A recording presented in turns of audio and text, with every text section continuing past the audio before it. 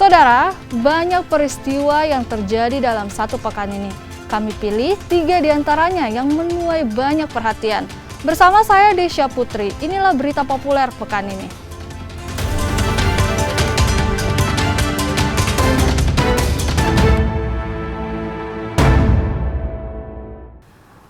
Puluhan warga di Kabupaten Pangkep, Sulawesi Selatan diduga alami keracunan massal usai menyantap makanan di hajatan pernikahan. Mereka pun terpaksa dilarikan ke puskesmas untuk mendapatkan penanganan medis. Sebanyak 17 warga Kabupaten Pangkep ini terpaksa mendapat penanganan medis di Puskesmas Taraweang.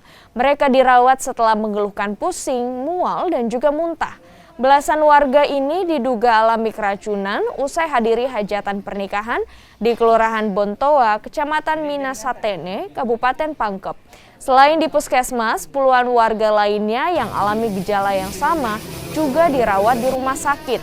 Total warga yang diduga alami keracunan mencapai 40 orang. Dari pengantin. Tadi di sana sempat makan, Pak? Iya, sempat. Makan apa tadi di pengantin, Pak? Nasi. Makanan pengantin ya? Iya. Nasi sama apa, Pak? Nasi sama ayam. Ayam. Iya, sama tempe. Setelah itu baru muntah-muntah, Pak? Berapa jam baru terasa? Mungkin 2 jam. 2 jam.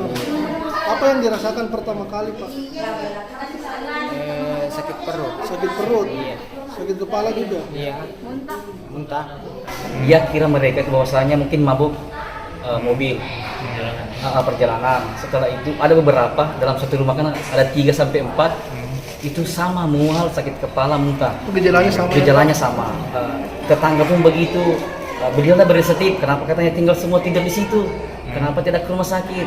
Beliaulah yang antar, ada yang 3, ada yang 4, ada yang 2, ada yang 1, maksudnya bertahap nih yang sakit sampai ada 17 orang di puskesmas ini dan termasuk di wilayah kami, Desa Barabat keluarga saya ada 12 orang. Mereka ini keracunan setelah menyantap makanan di pesta pernikahan atau gimana, Pak? Katanya. Dugaan sementara gitu, Pak ya? Teman warga yang ditanya disampaikan bahwasanya setelah sepulang dari makan di rumah pengantin itu hampir bersamaan di jam 2 itu. Satreskrim Polsek Ujung Tanah menangkap 3 pelaku penyerangan warga di Jalan Barukang, Kota Makassar, Sulawesi Selatan. Salah satu dari pelaku diduga merupakan provokator yang sering terlibat dalam aksi tawuran di Kota Makassar. Ketiga pelaku ditangkap setelah melakukan penyerangan terhadap warga di Jalan Tinumbu yang mengakibatkan seorang ibu rumah tangga terluka pada bagian wajah. Dari hasil penyelidikan polisi, 1 pelaku diduga merupakan provokator lantaran sering terlibat di setiap aksi tawuran yang terjadi di wilayah hukum Polres Pelabuhan Makassar.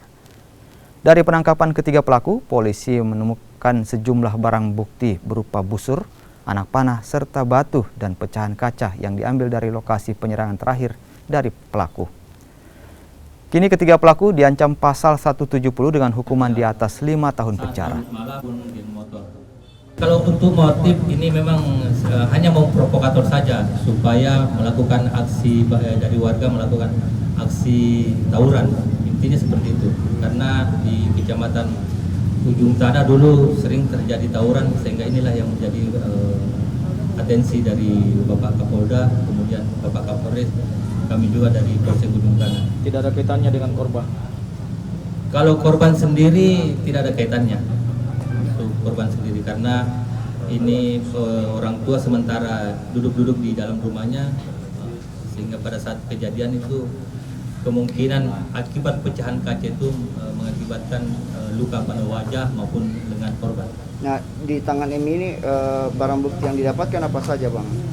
Pada saat kami mengamankan para pelaku itu kami amankan berupa 4 buah anak panah busur, kemudian 1 buah ketapel. Seorang suami di Kecamatan Bulukumba, Kabupaten Bulukumba, Sulawesi Selatan tega menghabisi nyawa anak dan istrinya. Usai membunuh anak dan istrinya, pelaku kemudian gantung diri.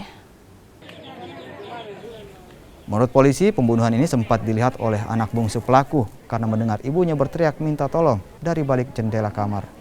Namun saat akan menolong, ibu dan kakaknya telah bersimbah darah, sementara pelaku langsung menghabisi nyawanya dengan gantung diri usai membunuh anak dan istrinya. Menurut warga, pelaku mengalami gangguan jiwa dan sering mengkonsumsi obat penenang. Selain itu, beberapa hari sebelumnya pelaku mendatangi puskesmas untuk meminta obat penenang. Terus itu yang telepon hubungi keluarganya termasuk Pak Jeliret dan Pak Desa. Begitu. Jadi sekitar sekitar setengah 6 anggota tiba di situ. Berapa olah TKP? Iya di TKP. Dan itu di dalam masih tidak ada suara-suara. Jadi ini juga masyarakat anggota mau masuk khawatir juga karena ini kan jangan sampai masih pegang parah toh. Itulah tadi 3 informasi dalam berita populer pekan ini. Tetap pantau berbagai peristiwa terbaru setiap harinya hanya di Kompas TV Makassar.